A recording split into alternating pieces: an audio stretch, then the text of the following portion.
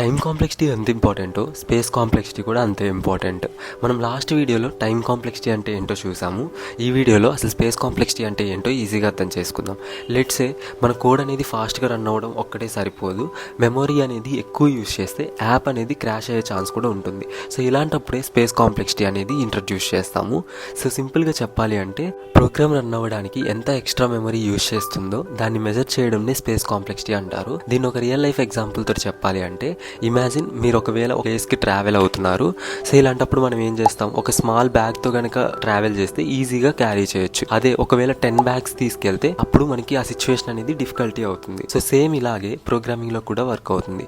ఒకవేళ less memory use చేస్తే code అనేది ఎఫిషియెంట్గా యూజ్ అవుతుంది. అదే ఎక్కువ మెమరీ యూజ్ చేస్తే స్లో ఆర్ క్రాష్ అయ్యే ఛాన్స్ ఉంటుంది. సో అసలు ఎందుకు ఇది ఇంపార్టెంట్ అంటే, కంపెనీస్ అనేవి హ్యూజ్ డేటాని హ్యాండిల్ చేస్తాయి కాబట్టి లెస్ మెమరీని యూజ్ చేస్తే బెటర్ పర్ఫార్మెన్స్ ఉంటుంది. అదే ఒకవేళ మోర్ మెమరీ అయితే సర్వర్ కాస్ట్ అనేవి ఇంక్రీజ్ అవుతాయి. సో ఇలాంటి వాటికే స్పేస్ కాంప్లెక్సిటీ అనేది చాలా ఇంపార్టెంట్.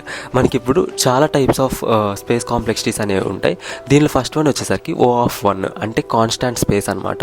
ఇక్కడ ఎలాంటి ఎక్స్ట్రా మెమరీ అనేది మనం యూజ్ చేయట్లేదు. Let's A A=10 B=20. ఇప్పుడు ప్రింట్ ఆఫ్ A+B అంటున్నాము. ఇక్కడ ఎలాంటి ఎక్స్ట్రా స్పేస్ అయితే తీసుకోవట్లేదు. సో దీని స్పేస్ కాంప్లెక్సిటీ వచ్చేసరికి O(1). అండ్ ఇప్పుడు O(n) అంటే లీనియర్ స్పేస్ కాంప్లెక్సిటీ.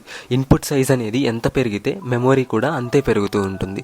లెట్స్ ఒక ఎరే తీసుకుంటున్నాం. For i in range of n value అంటున్నాం. n ఎంతో తెలియదు. సో అప్పుడు మనం ఏం చేస్తున్నాం, i వాల్యూని అరేకి అపెండ్ చేస్తూ వెళ్తున్నాం. సో ఇలా n వాల్యూ ఎంత ఉంటుందో అన్ని సార్లు అపెండ్ అవుతూ ఉంటుంది. సో దీని స్పేస్ కాంప్లెక్సిటీ వచ్చేసరికి O(n). అండ్ నెక్స్ట్ O(n²) అంటే క్వాడ్రాటిక్ స్పేస్.